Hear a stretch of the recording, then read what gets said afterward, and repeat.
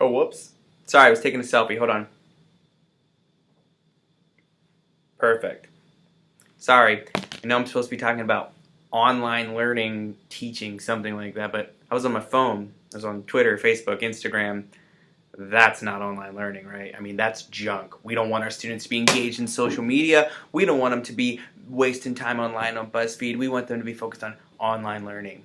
And that is clearly defined. That is Canvas. That is modules. That's quizzes and tests and exams and submissions. That's online learning, right? Not this. Wrong. My name is Dr. Philip Wagner, and I'm the Director of General Education at University of South Florida, Sarasota, Manatee, and I've got a radical idea.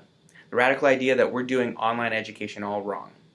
That we are missing out on major opportunities to not only engage our students, but to create online atmospheres of learning that are networked in other online networks that already exist.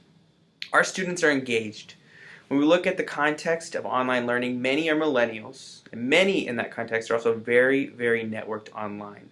They're familiar with social media. They're the social media generation. They're the selfie generation. And they're doing all these other online activities that we're not tapping into.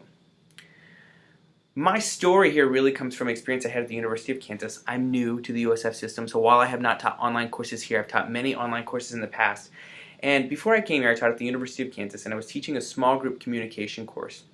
In that course, my students had to volunteer in groups on behalf of a community agency. The agency we worked with happened to be focused on rape and domestic violence.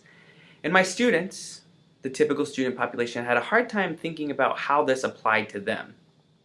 So I had become very familiar with a method called photo voice. And if you're a researcher, you know that really it's a visual methodology used to see the world through somebody else's eyes.